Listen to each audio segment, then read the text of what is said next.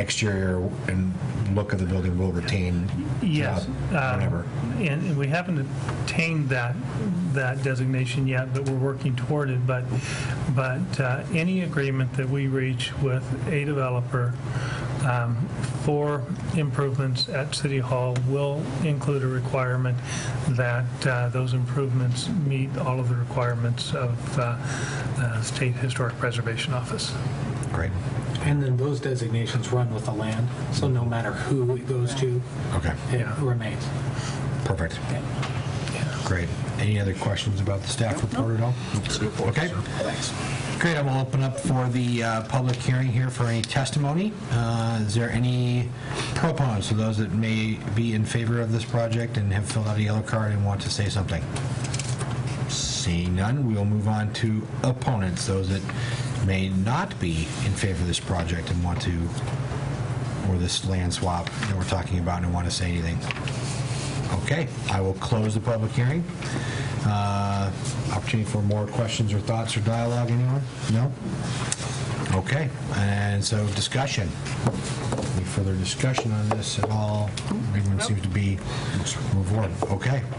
Well, then that will conclude our public hearing on this evening, and we will thank you, Rick and Joe. Appreciate it. We will move into resolutions and ordinances.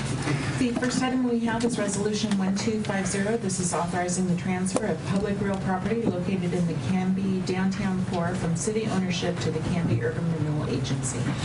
So here we are. We're now officially making this piece happen where we just heard the public hearing on. We will now, I guess, take a vote or discussion on whether or not we go through with this. So I will take a motion. Mr. Mayor, I move to adopt Resolution 1250, a resolution of the City of Canby, Oregon, authorizing the transfer of public real property located in the Canby downtown core from city ownership to the Canby Urban Renewal Agency. Second.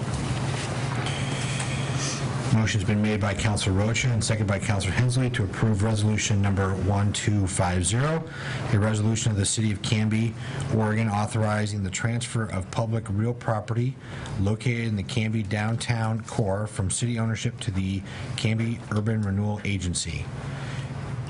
Any questions or discussion? Okay. All those in favor? Aye. Anyone opposed?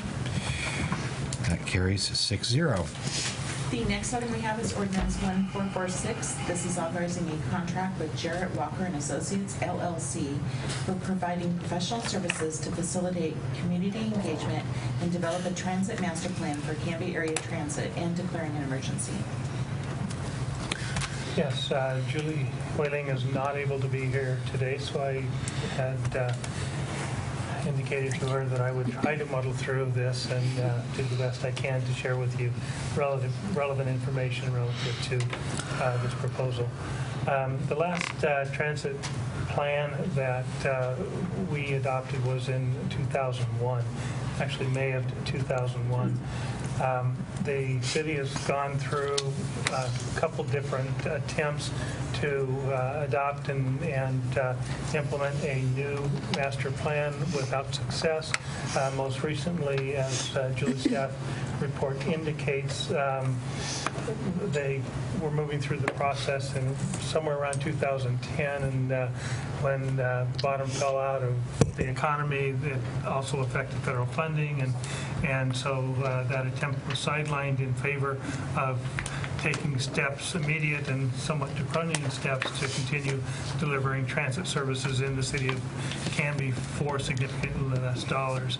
We're looking back around now with the recommendation that that we be authorized to enter into an agreement with the successful proposer, Jarrett Walker and Associates of Portland, Oregon. I did have an opportunity to look at Jarrett Walker and Associates' proposal and was really impressed by the outreach that they were proposing, both community outreach, the general community and the specific ridership community, the great stakeholder involvement concepts that were associated with it. The cost of this proposal to the city through the transit program would be $15,000 in matching funds. That included in that $15,000 would be Julie's time, so the real cash outlay will be something less than $15,000. The balance of the contract amount would be funded with a $60,000 ODOT grant. Wow. Okay. Good job, Julie. Yep. Yeah, she always does great. No, I know that this has been something that we've, as a city and council, have been talking about for the last couple of years of trying to push forward with an overall master plan on everything from a transit center and stops and what that will look like. And so it's great to know that we're at that point where we're at least putting a plan together, and we'll figure out how to implement as that goes along. But perfect, that's great. Any other questions? Or I do have one. Yes. For myself and those who will inquire later, what is emergent about a master plan? It's declaring an emergency. Just asking.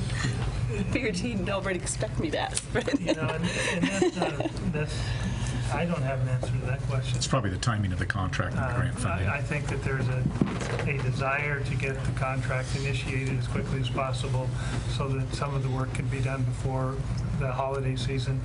And they want to get the stakeholder groups together, and they want to start working as quickly as possible. So while I don't think the sky would fall if you didn't authorize a declaration of an emergency, the benefit associated with that declaration is that this process could start sooner than it would otherwise start. Because of the last count, this was on the last agenda because it was a 5 Wednesday month. Everything got pushed. Oh, There we go. Okay. Well, So that's- All right. we know. It is to expedite the contract Parker's fault. process. Okay. All right. I have another question too. Yes, Counselor. Yeah, Thank you, Rick. Rick, how often do transit or do master plans like this? How, once a decade, once every 5 years? What's a normal lifespan? You know, I think that a master plan is usually good, except for extraordinary circumstances, for about 10 years. You'll have updates interim based on changing conditions, changing factors, changing environment. But typically they can usually be pretty effective for about 10 years. Okay.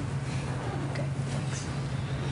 It generally seems to be the lifespan of a number of the master plans that we've had on the shelf, that we go through and we do them, and when they've collected enough dust, because we've not either executed them or things have just changed. Transit, we've gone through, we want to have their home be this part of town, or, well, what about over here? And so that even, routes and whatnot, all that has changed so much with the growth of the city. So it's just kind of time to revisit it, flush it out, see what's still good, what's relevant, and what's not, and hopefully go from there. So it seems to be about 10, 15 years that tends to happen. Try to turn them around in 10 years. There have been times we revisited one not too long ago with the intent of doing a new master plan, and after looking at it with the consultant, determined that all we needed were some minor tweaks and updates to it. It would be good for a few more years, and that's in our wastewater system. So it happens both ways, but typically you would expect 10 years. And these processes are so time and staff and community intensive that you don't want to do them any more often than you really have to. They take like 8 months or something, it looks like. The Yeah, timeline is really long. really long process. Okay. And very staff intensive. Okay, thank you. Any other questions? No. Okay. Yes. May I make the motion? You certainly can. I move that we approve Ordinance 1446, an ordinance authorizing the mayor and city administrator to execute a contract with Jarrett Walker and Associates, LLC of Portland, Oregon, for providing professional services to facilitate community engagement and develop a transit master plan for Canby area transit, and declaring an emergency. 'em. Great, thank you. I'll second. Any other questions? Okay. Yes. I move that we approve Ordinance 1446, an ordinance authorizing the mayor and city administrator to execute a contract with Jarrett Walker and Associates, LLC of Portland, Oregon, for providing professional services to facilitate community engagement and develop a transit master plan for Canby area transit, and declaring an emergency. Great, thank you. Motion's been made by Councillor Height and seconded by Councillor Rocha to approve Ordinance 1446, an ordinance authorizing the mayor and city administrator execute a contract with Jarrett Walker and Associates, LLC of Portland, Oregon, for providing professional services to facilitate community engagement and develop a transit master plan for Canby area transit and declaring an emergency to come up for second reading on September 21st, 2016. All those in favor? Aye. Anyone opposed? That carries 6-0. The next item we have is ordinance 1447. This is amending Canby Municipal Code, Chapter 5.04.190, regarding business license exemptions in the city of Canby, and this is before you for second reading. Yeah, as you may already recall, this is would exempt certain businesses from the requirement of a business license under very specific conditions, and those conditions are in operation for 3 or fewer consecutive days at the same location and operating less than a total of 30 days per calendar year within the C1 downtown commercial zone in Canby. The exemption would not apply to contractors, landscapers, or business engaged in a contract with the city of Canby or Canby's urban renewal agency. Yes, this was a conversation piece with some of the businesses that are home-based and giving them an opportunity to maybe participate in city events and not have to necessarily pony up the money for a business license. Then as they grow, then we revisit that with them and make them officially a business here in town. So, comment, Councilor Parker? Yeah, I wanted to thank staff, our recorder attorney and city administrator. In the middle of everything else they were doing, they picked this up and turned it around, and in order to meet some needs that were pressing.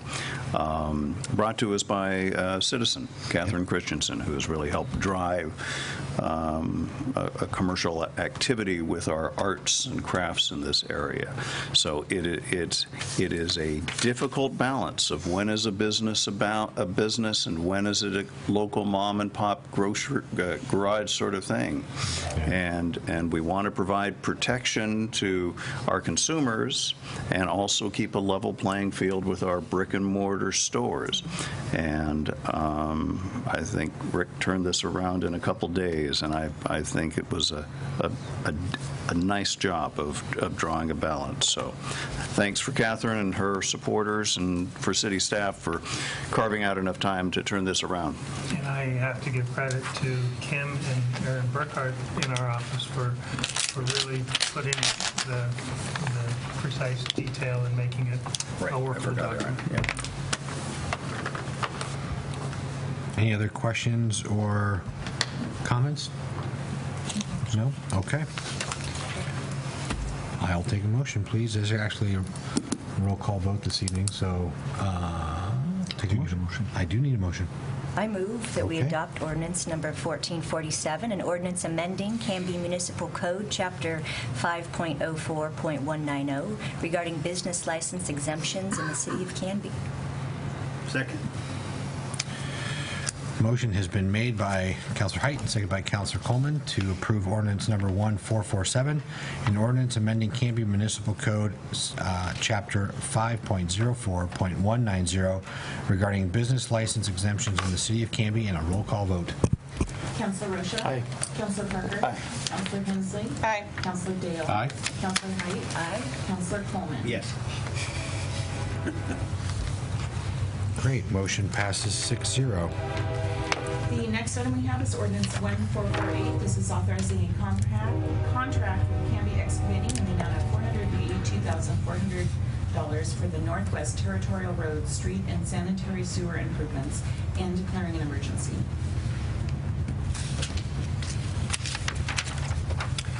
Sir. Thank you. First, let me address the emergency side of this.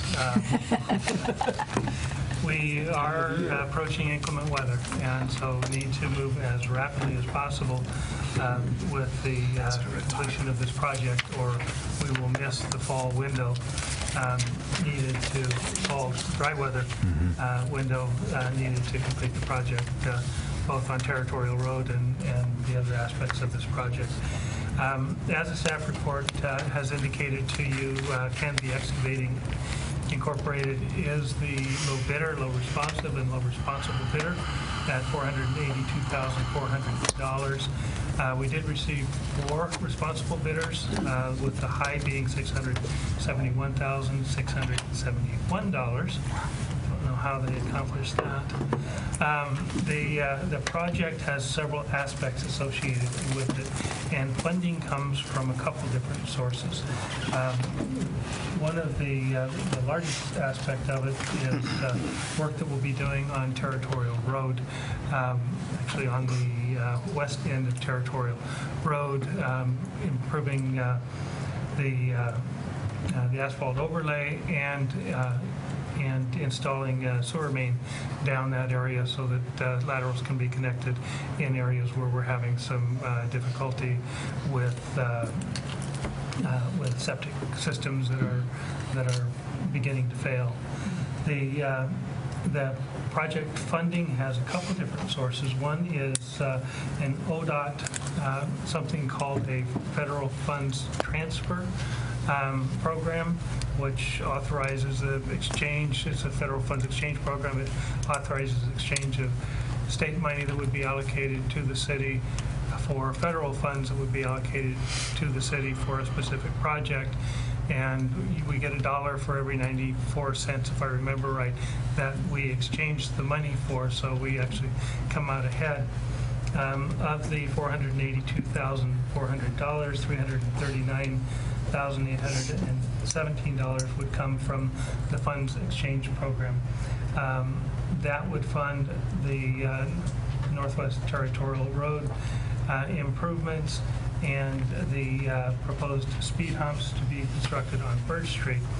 In addition to that project, we have several dry wells that will be installed throughout town in areas where we still have flooding during high water periods, and that would be funded through our stormwater budget. We do have all of these funds budgeted and available for this project. So this is for added funds for, I'm sorry, you mentioned the Birch Street piece. Yes, the Birch Street funding would be covered by I did have a conversation with ODOT representatives, and they were amenable to authorizing the funding of the speed humps from the federal funds exchange monies. So that's where the Birch Street speed humps would be funded, Okay. And would not come from local funds. Okay. Thank you, sir. Any questions at all, comments?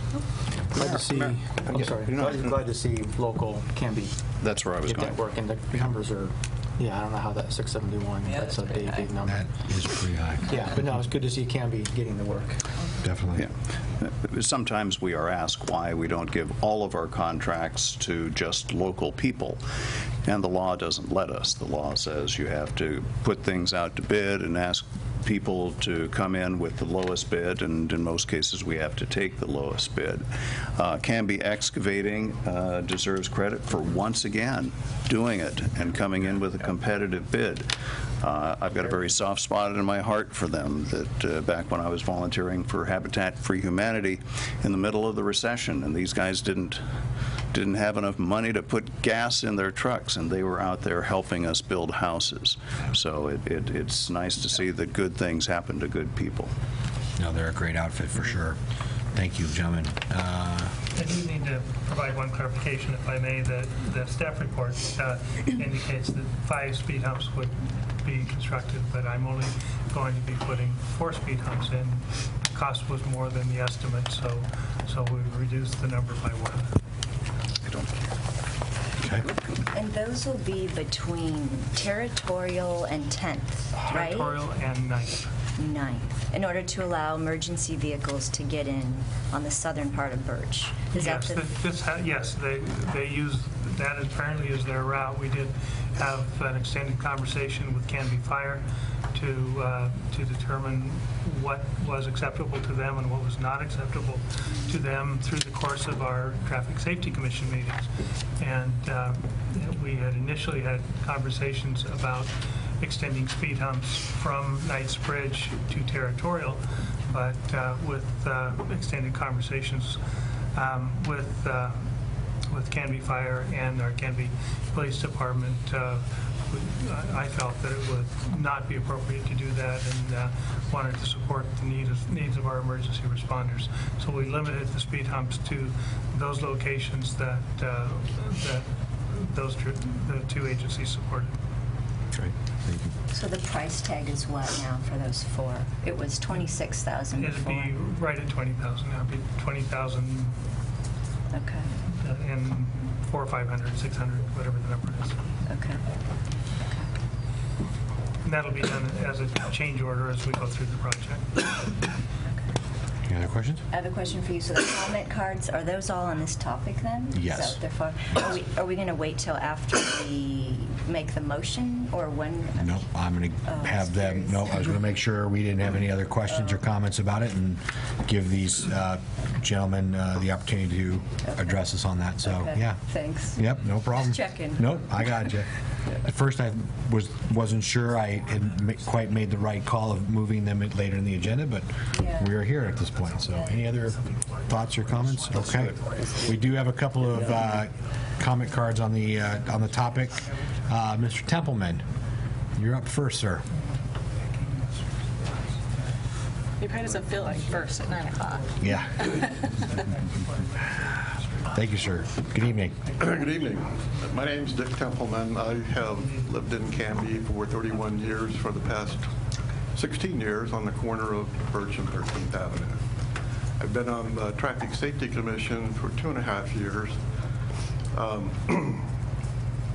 During that time, the commission has looked at all kinds of traffic issues in Canby, including signage, street maintenance, dangerous intersections. But a peculiar problem is the North Birch traffic calming issue. And it's peculiar because that residential street is being used to accommodate bypass traffic from 99E. It's a lot of traffic, and as traffic studies have shown, a substantial number of those cars are going over the posted speed limit. And I think it was early 2015, we had a neighborhood community meeting where the mayor, some city councilors, city planning staff, city administrator, public works, and many people from the neighborhood were there to comment on what can we do to calm the traffic on Birch. And the consensus at that time was speed humps, and we've planned accordingly since. I'm here just to urge the council to let this plan proceed. Many people that live on Birch have been waiting for many years for a resolution of this problem, so we really would appreciate your support. Thank you. Thank you, sir. Appreciate that. I would like to provide one clarification, not relating to the comments that were just made, but there is an apparent misconception about what these traffic control devices really are.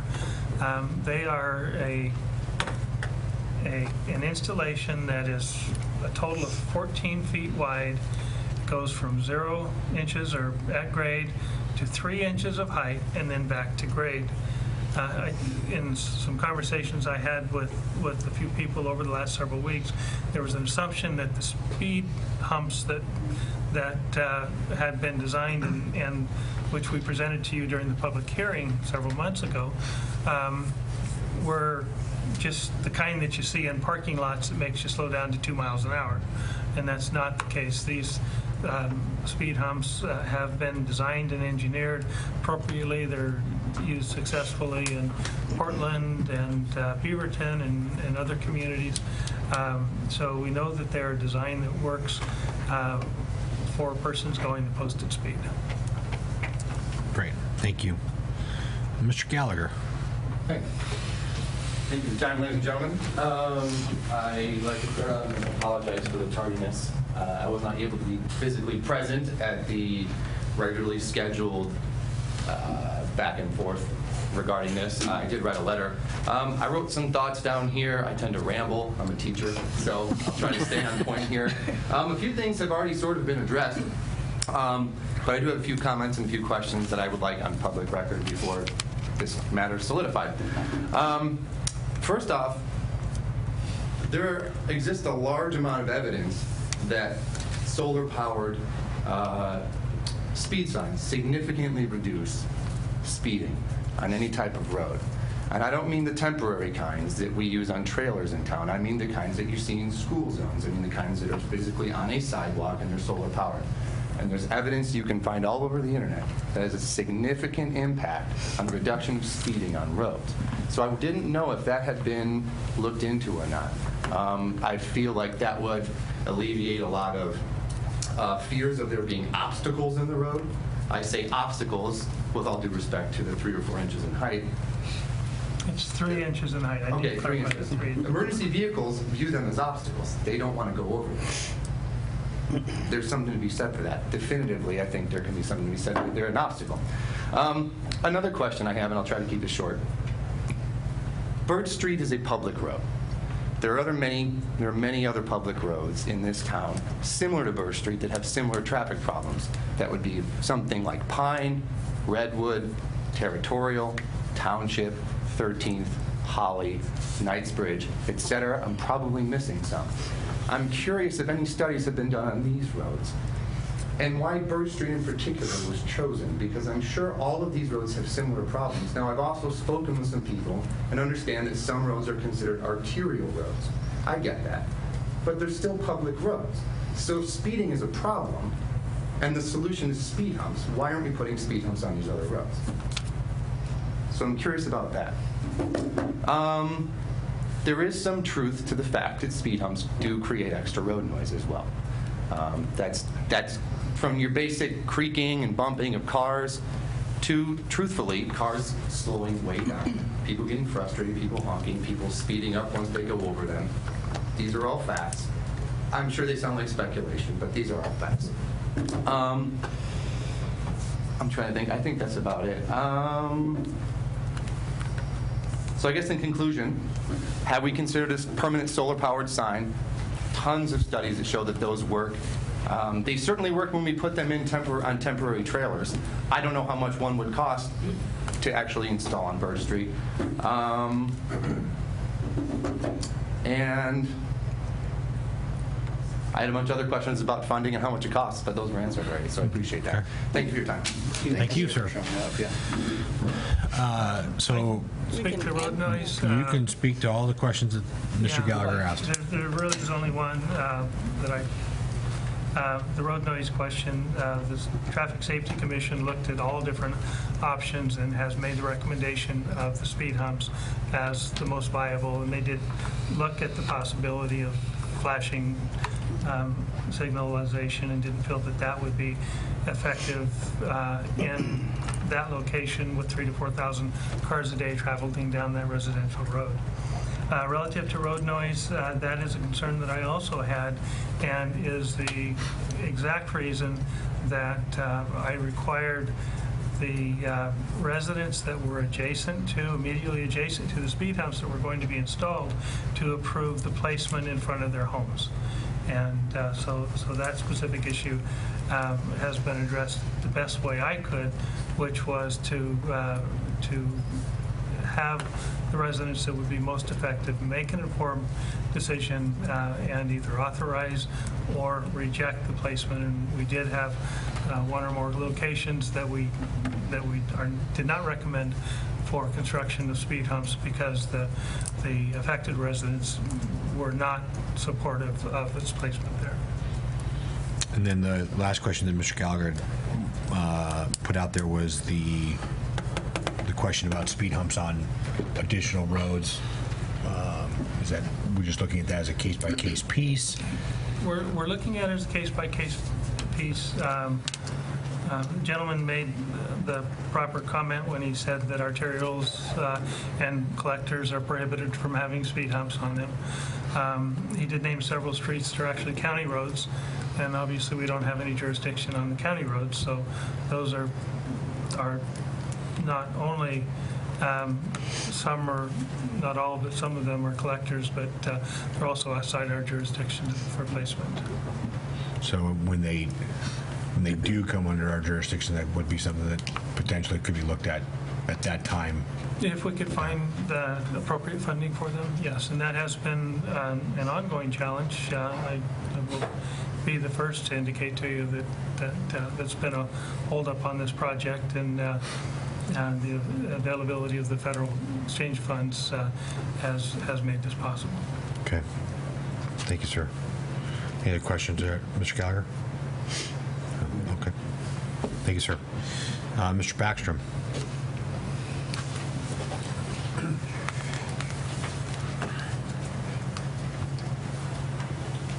Thank you, Mr. Mayor.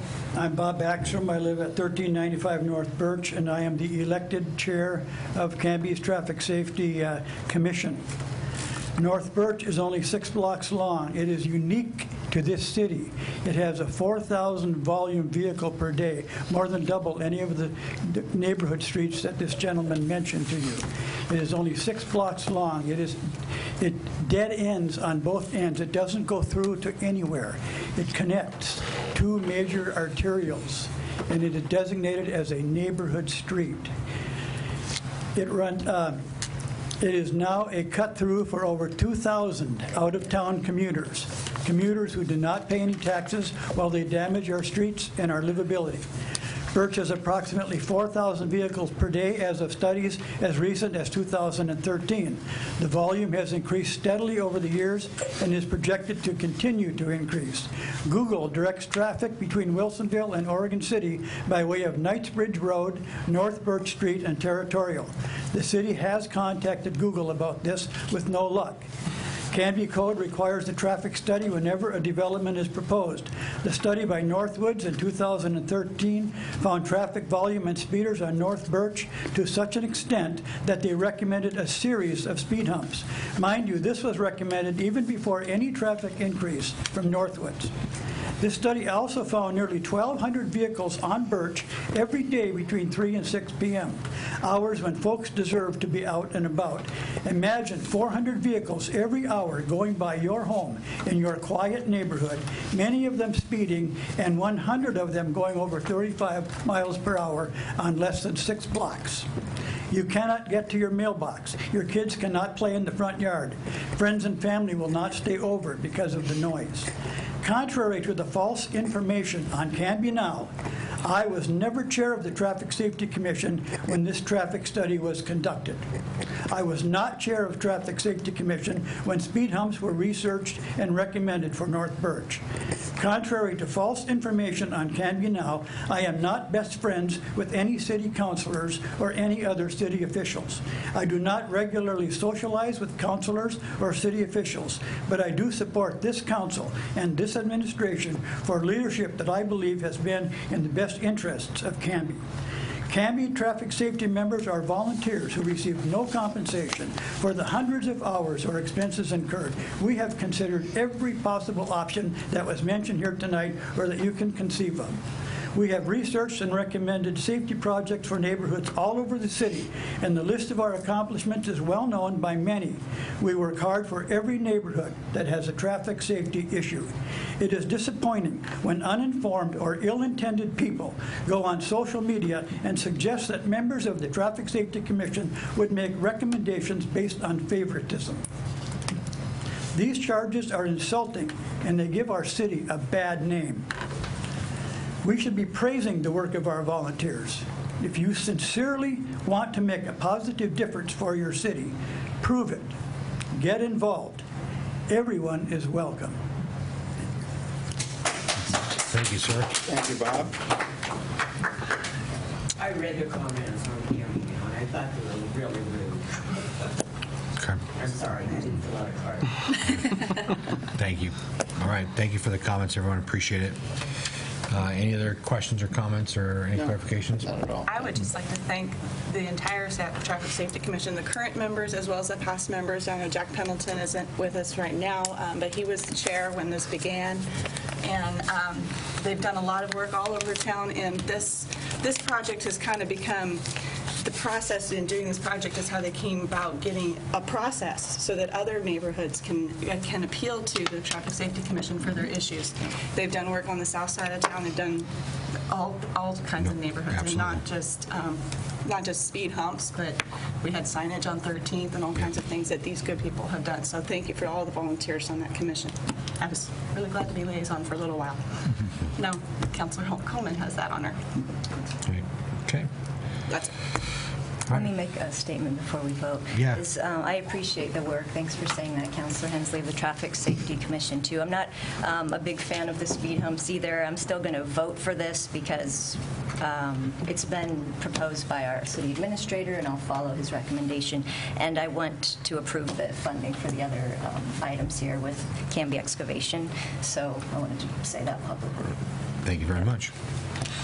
I will probably take a motion then. Mr. Mayor, I recommend we approve ordinance number 1448, an ordinance authorizing the mayor and the city administrator to execute a contract with Canby Excavating Incorporated in the amount of $482,400 for the Northwest Territorial Road, Street, and Sanitary Sewer improvements and declaring an emergency. And I'll second. Motion has been made by Councilor Coleman and seconded by Councilor Hensley to approve ordinance number 1448, an ordinance authorizing the mayor and city administrator to execute a contract with Canby Excavating, Inc.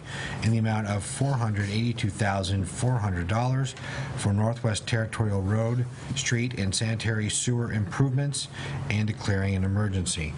All those in favor? Aye. Aye. Anyone opposed? That carries 6-0.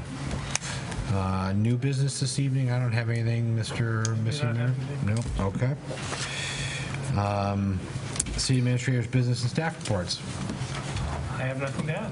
Okay. Next and final opportunity for citizen input. I have a card from Mr. Glenn. Would you like to come up regarding what we should do with City Hall? Please, sir. Thank you. Well, thank you for letting me have this opportunity. I'd like to thank the council for letting my troop come here tonight. It's been a good experience for us all. I hear, from what I've heard tonight, is that we're going to sell all this block to the Urban Renewal Agency. I think it'd be a good idea. When I think a lot about Canby, I think a lot about its rich history, about Philander Lee, the Knight family, and others. And I think it'd be a good idea to keep the history of the City Hall, to make it a museum for others to learn about the history of Canby. And I think that would be a great opportunity for others, because I've known a lot about Canby history, and I'd like to learn more. And I think it'd be a great opportunity for a lot of other people to just see how special Canby is. And thank you. Thank you. Very well spoken. I see a future member of the Historic Review Board. Thank you guys for coming.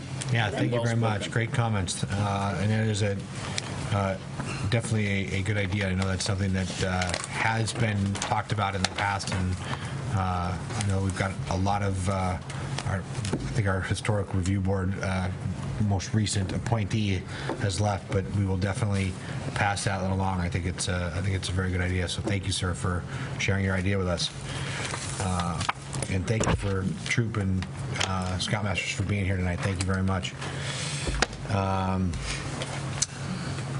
Councilor Roach, I believe you have something before we go into action review, I do. sir. Tonight, I'll be tendering my resignation as councilor of the City of Canby. When I was appointed and then subsequently elected to this position, I was an employee of a construction company. Since then, I've become an owner of that same company.